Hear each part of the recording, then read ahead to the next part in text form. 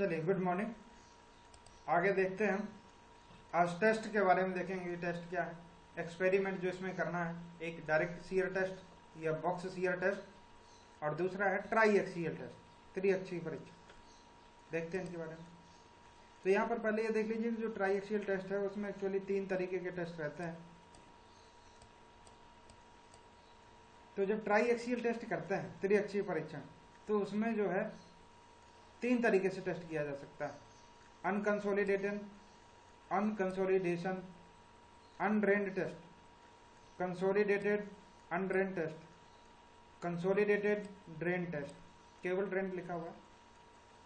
इसको U U test कहते हैं, इसको सीयू टेस्ट कहते हैं और इसको सीडी टेस्ट कहते हैं, कंसोलिडेटेड ड्रेन्ड टेस्ट। ठीक है, इसको क्यू टेस्ट कहते हैं, इसको आर टेस्ट कहते हैं और इसको एस टेस्ट कहते हैं। समझने की, ठीक है। इसको शॉर्ट में यूयू कह देते हैं, इसको सीयू कह देते हैं और इसको सीडी कहते हैं। और सिमिलरली इसको क्यू टेस्ट, इसको आर टेस्ट और इसको एस टेस्ट कहते हैं। क्यू का मतलब है, क्यू का मतलब है क्विक यानी जल्दी से होता है टेस्ट, एस का मतलब है स्लो यानी कि धीरे धीरे होता है, और इन दोनों के बीच का समय इसमें लगता है। यानी इसमें ना तो बहुत जल्दी टेस्ट होता है और ना ही बहुत देर से होता है। ठीक है। अब एक्चुअली टेस्ट करने में 2 स्टेजेस रहती हैं। एक होता है कंसोलिडेशन स्टेज और दूसरा है सीयर स्टेज। तो पहला स्टेज जो है कंसोलिडेशन स्टेज टेस्ट जो है ट्राई एक्सियल में 2 स्टेज में होता है। एक नॉर्मल स्टेज कंसोलिडेशन स्टेज और दूसरा है सीयर स्टेज। तो अगर पहली स्टेज और दूसरी स्टेज, पहली स्टेज में अगर पानी बाहर नहीं निकलने दे रहे हैं टेस्ट के टाइम पर, और दूसरी स्टेज में भी पानी बाहर नहीं निकलने दे रहे हैं टेस्ट के टाइम पर, तो इसको कहते हैं यूयू टेस्ट, अनकंसोलिडेशन अनड्रेन्ड। यानी पहली स्टेज में भी पानी बाहर नहीं निकलेगा और दूसरे में भी बाहर नहीं निकलेगा। अब दूसरे तरीके का टेस्ट सीयू टेस्ट। इसमें पहली स्टेज में तो पानी निकलने देते हैं, जब कंसोलिडेशन हो रहा है तब तो उस समय पानी, कंसोलिडेशन मैंने आपको बता रखा है पहले ही, कॉम्पैक्शन और कंसोलिडेशन। कंसोलिडेशन का मतलब है वर्टिकल फोर्स लगाने पर उसकी वजह से सॉइल से पानी का बाहर निकलना, ये कंसोलिडेशन। और सीयर फोर्स के बारे में अभी बता दिया। पहली स्टेज में पानी बाहर निकलेगा, लेकिन जैसे ही दूसरी स्टेज स्टार्ट होगी उस समय पानी बाहर नहीं निकलेगा, उसका बाल बंद कर दिया। तीसरी स्टेज में क्या है, वो तीसरे टेस्ट में क्या है, पहली स्टेज में भी पानी बाहर निकलेगा और दूसरी स्टेज में भी पानी निकलेगा। तो चूंकि क्या होता है, कंसोलिडेशन का प्रोसेस स्लो होता है, ये मैंने आपको बताया था। तो पानी बाहर निकलने में तो टेस्ट में समय लगता है, इसलिए इसको स्लो टेस्ट कहते हैं। इसमें चूंकि दोनों ही स्टेज में पानी नहीं निकलना है, स्पीड से टेस्ट हो जाता है, इसको क्विक टेस्ट कहते हैं। और इसमें पहली स्टेज में निकल रहा होता है, दूसरी में नहीं निकल रहा होता है, एवरेज टाइम लगता है, इसलिए इसको एवरेज टेस्ट, आर टेस्ट के नाम से कहते हैं। यही इसमें लिख दिया गया है, तो ये आप लोग पढ़ लेंगे इसको। ये 3 टेस्ट।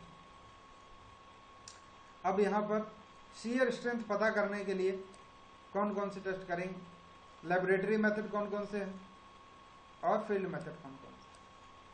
लेबोरेटरी मेथड के लिए डायरेक्ट शियर टेस्ट या बॉक्स शियर टेस्ट है, दूसरा है ट्राई एक्सियल टेस्ट, तीसरा अनकन्फाइंड कंप्रेशन टेस्ट होता है। ठीक है, इसमें देखिए अनकन्फाइंड, कन्फाइनिंग प्रेशर जिसको सिग्मा 3 मैंने आपको बताया था, वो नहीं लगाते और केवल कंप्रेशन फोर्स लगाते हैं, ये अनकन्फाइंड कंप्रेशन टेस्ट है। दूसरा फील्ड मेथड है वेन शियर टेस्ट। लेबोरेटरी में भी ये किया जा सकता है, ऐसा नहीं है। वेन शियर टेस्ट जो है लेबोरेटरी में भी पॉसिबल है, वहां पर भी कर सकते हैं। अब सबसे पहले हम बॉक्स शियर टेस्ट के बारे में देखते हैं कि बॉक्स शियर टेस्ट क्या है। इन सभी टेस्ट का पर्पज क्या है, सॉइल का सी और फाई पता करना। जो बॉक्स शियर टेस्ट है या ट्राई एक्सियल टेस्ट है या अनकन्फाइंड कंप्रेशन टेस्ट है, इनके माध्यम से हम क्या निकालते हैं, सी और फाई पता करते हैं। सी और फाई ही सॉइल की प्रॉपर्टी है, अल्टीमेटली हमें वही पता करना है। सी और फाई पता चल जाएगा तो बाकी चीजें पता कर सकते हैं। तो बॉक्स शियर टेस्ट, तो बॉक्स शियर टेस्ट का पर्पज क्या है, शियर पैरामीटर, ये जो सी और फाई है उनको शियर पैरामीटर कहते हैं। तो कोहेजन निकालना और इंटरनल फ्रिक्शन एंगल निकालना, यही इसका पर्पज है। इसका डायग्राम दिया हुआ है, वही बता रहे हैं उसका। इसमें एक शियर बॉक्स होता है। शियर बॉक्स का साइज जो है वो करीब इतना होता है, 60 mm उसका लेंथ, 60 mm ब्रेड्थ और 50 mm डेप्थ होता है, पीतल का रहता है। इसमें ग्रेड प्लेट लगी हुई रहती है, परफोरेटेड प्लेट रहती है। ठीक है, इसके अलावा पोरस प्लेट भी रहती है, प्रोबिंग रिंग लगी रहती है। ये देखिए इसका डायग्राम। ठीक है, इस डायग्राम को ध्यान से देखें, ये इसका बेसिक अरेंजमेंट है। ठीक है। अल्टीमेटली इसमें क्या करना है वो समझ लीजिए, सी और फाई निकालना है। सी और फाई निकालने के लिए इस टेस्ट में जो ऑब्जर्वेशन करते हैं वो ये है कि वर्टिकल लोड लगाते जाते हैं, ये वर्टिकल लोड कंप्रेशन फोर्स जिसे कहेंगे, ये भी, और इसके बेसिस पर शियर फोर्स यानी कि हॉरिजॉन्टल फोर्स जो है वो एच हमको पता चल जाएगा। यानी अलग अलग भी पर एच की वैल्यू हमें नोट करना है। तो हमारे टेस्ट का अल्टीमेटली पर्पज क्या है कि भी इधर हम रखते जाएंगे, एच हम पता करते जाएंगे। ये है अल्टीमेटली इसका गोल जो ऑब्जर्वेशन टेबल में नोट करते हैं। भी यानी वर्टिकल लोड हमने कितना रख दिया, मान लीजिए पहले 5 kg रख दिया, फिर कितने एच पर फेल हुआ, फिर 7 kg रख दिया, फिर कितने एच पर फेल हुआ, फिर 10 kg रख दिया, फिर कितने एच पर फेल हुआ। एच का मतलब कितने हॉरिजॉन्टल फोर्स पर फेल हुआ।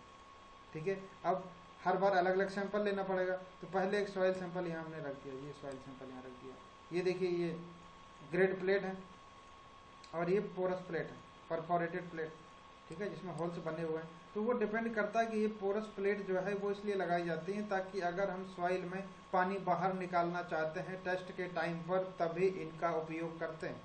अगर इसको हम पानी बाहर नहीं निकालने देना चाहते या सॉइल ड्राई यूज कर रहे हैं तो ऐसे केस में हमें फिर पोरस प्लेट लगाने की जरूरत नहीं होती, केवल ग्रेड प्लेट लगा दे।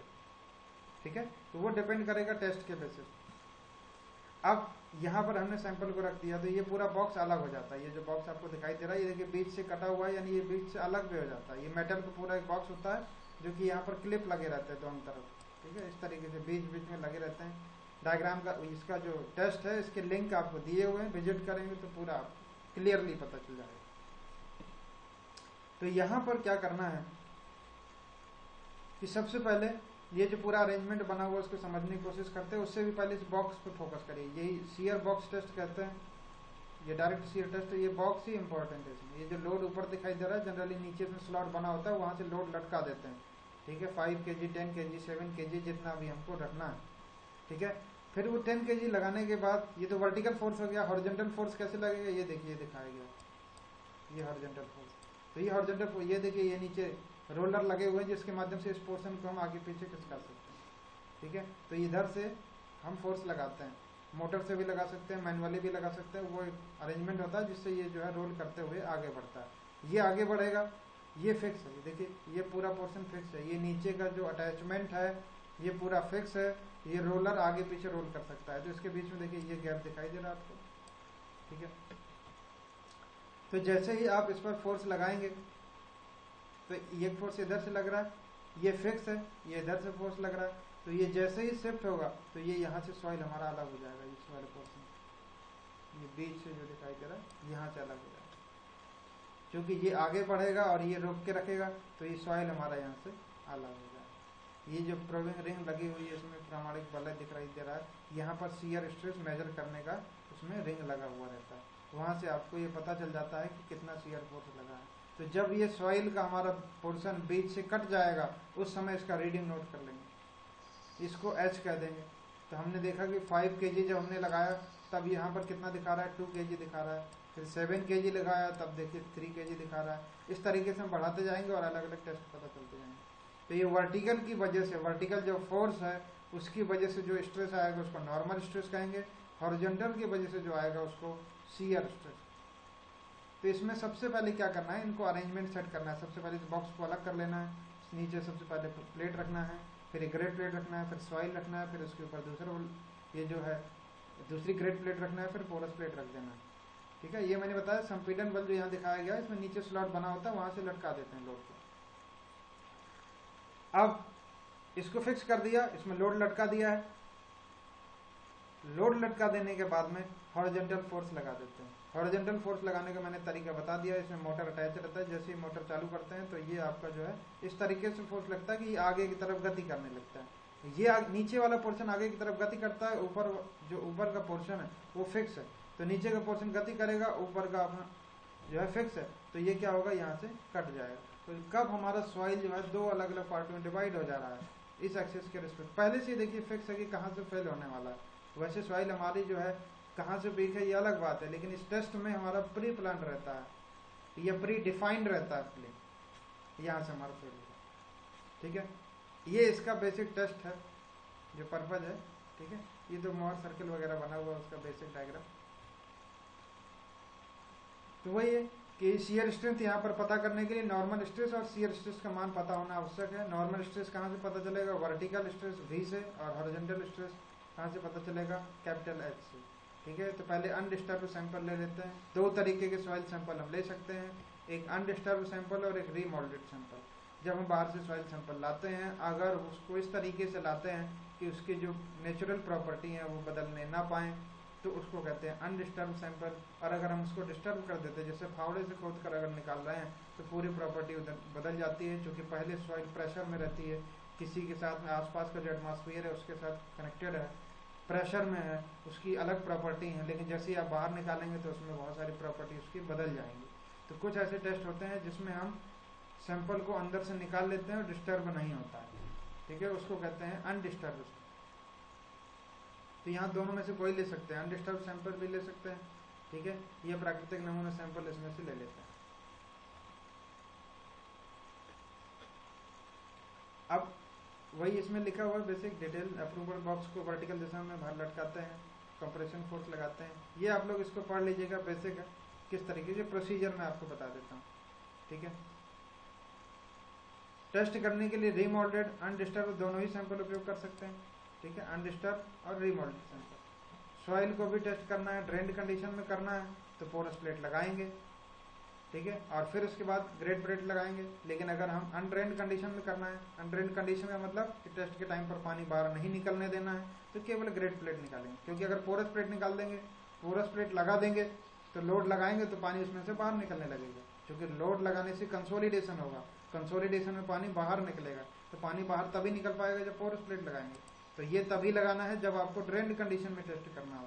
अगर अनड्रेन्ड कंडीशन में करना है तो फिर हम उसको नहीं लगाएंगे, केवल ग्रेड प्लेट लगाएंगे।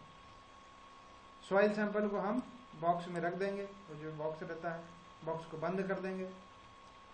सॉइल पर वर्टिकल डायरेक्शन में डिफरेंट वेट लटका दिए जाएंगे, जो कि अभिलंब बल का काम करेंगे, नॉर्मल लोड का काम करेंगे, जिसे V से रिप्रेजेंट किया।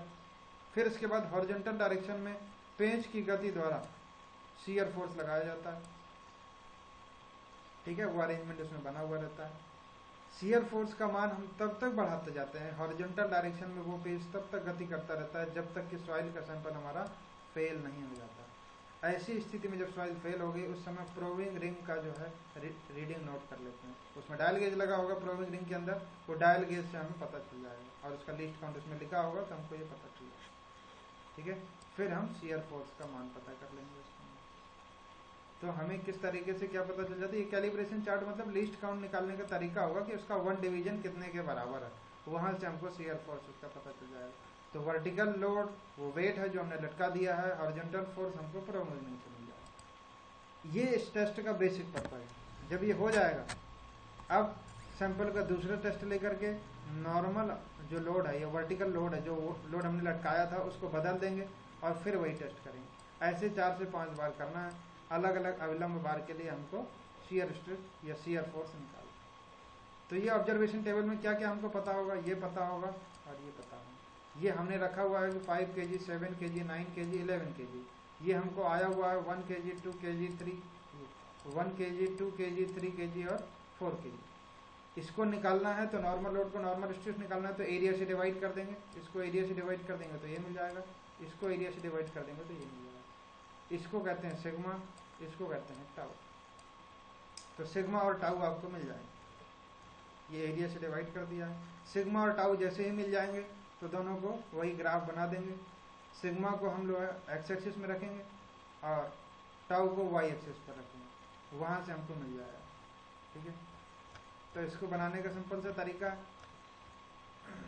अगर इसका डायग्राम बनाना है ये इस तरीके से बनाएंगे। ये हमारा टाउ हो जाएगा, ये सिग्मा हो जाएगा। ये अलग अलग पॉइंट ले लेंगे। मान लीजिए पहला पॉइंट यहाँ मिल गया, दूसरा यहाँ मिल गया, तीसरा यहाँ मिल गया, चौथा यहाँ। तो ये लाइन बना दीजिए। तो ये जो यहाँ से यहाँ तक की डिस्टेंस होगी, ये क्या कहलाएगा, सी मिल जाएगा। और ये जो हॉरिजॉन्टल के साथ एंगल बनाएगा इसको क्या कहेंगे, फाई कहेंगे। इस तरीके से हमको सी और फाई दोनों ही मिल जाएंगे। शियर बॉक्स टेस्ट का सिर्फ यही पर्पस था कि अलग अलग जो वर्टिकल लोड है उसके लिए शियर स्ट्रेस हमको पता चल जाए। फिर हम यहाँ पर ग्राफ बना लेंगे। ग्राफ बना लेंगे तो हमको ये जो लाइन मिल जाएगी वहीं से पता चल जाएगा कि सी कितना है, फाई कितना है। हो सकता है ये लाइन ऐसे भी बन जाए। अगर ऐसी बन जाती है इसका मतलब सी जीरो है। सी जीरो है मतलब कैसी सॉइल है, कोहेजनलेस सॉइल है। ठीक है, हो सकता है ये लाइन ऐसे भी बन सकती थी। ऐसी सॉइल बन गई मतलब हॉरिजॉन्टल लाइन, हॉरिजॉन्टल लाइन है तो केवल सी है, फाई नहीं है, इसका मतलब प्योरली कोहेसिव सॉइल। तो ये जो मैंने पहले बनाया हुआ था, ये फर्स्ट, ये सेकेंड, और ये कैसा हो गया, थर्ड। तो यहाँ पर फर्स्ट जो है वो सी फाई टाइप के सॉइल के लिए बनेगा, ये केवल फाई टाइप की सॉइल के लिए बनेगा, और ये केवल सी टाइप के सॉइल के लिए बनेगा। तो ये तीनों ऑब्जर्वेशन हमको यहाँ से पता चल जाएगा। तो ये आपका बॉक्स शियर टेस्ट है। उसको कैसे रिप्रेजेंट करना है, फाइनली हमको इस ग्राफ तक बनाना है, यहाँ से सी और फाई मिल जाए। इसका डायग्राम देख लेते हैं एक्चुअल कैसा होता है, बाकी आप लोग वीडियो में तो देख ही लेंगे। ये बॉक्स शियर टेस्ट है, देखिए ये डायग्राम इसका बना हुआ है, इस तरीके से अरेंजमेंट रहता है इसका। ये यहाँ पर पोरस प्लेट लगी हुई है, हॉरिजॉन्टल फोर्स यहाँ से लगाते हैं, ठीक है। यहाँ पर प्रोबिंग रिंग लगी रहती है जिससे हमको ये पता चल जाता है, ठीक है। तो ये तो वही डायग्राम है, लोड लगाते हैं, ये पोरस प्लेट रख देते हैं। एक्चुअल जो इसका ये है एपरेटस जो आपको दिखाई, ये इसका एपरेटस है। ये देखिए ये वर्टिकल लोड लगाने का तरीका यहाँ पर है। ये बॉक्स यहाँ पर बहुत छोटा सा दिखाई दे रहा है आपको, ये यहाँ पर बॉक्स रखा हुआ है, ठीक है। ये इसके नीचे जो है ये देखिए यहाँ पर स्लॉट, ये लोड रखे हुए हैं, यहाँ पर लोड लगा दिए जाएंगे, ठीक है। ये प्रोबिंग रिंग लगी हुई है। ये देखिए मोटर यहाँ से जैसे ही चालू करेंगे इसमें गियर बने हुए रहते हैं, जितनी स्पीड से आप चलाना चाहते हैं, जिस स्पीड से लोड अप्लाई करना चाहते हैं, तो वो आपका बॉक्स जो ये जो इतना सा अरेंजमेंट है यहाँ पर आपको दिखाई दे रहा है। ये देखिए ये पोर्शन यहाँ से यहाँ तक जाता हुआ, ठीक है। तो यहाँ पर हम इसको देखेंगे,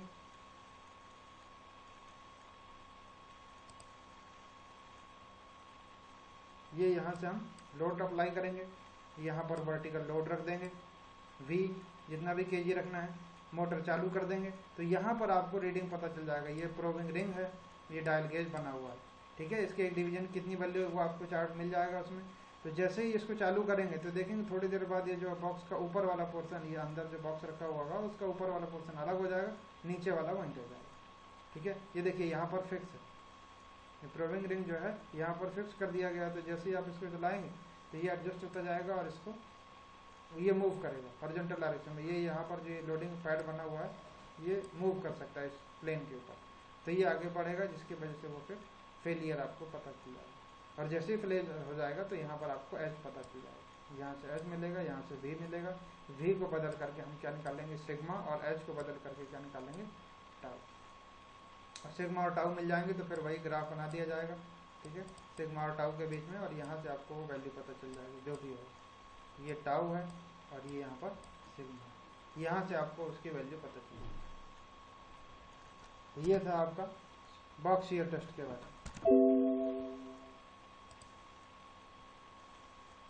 थैंक यू।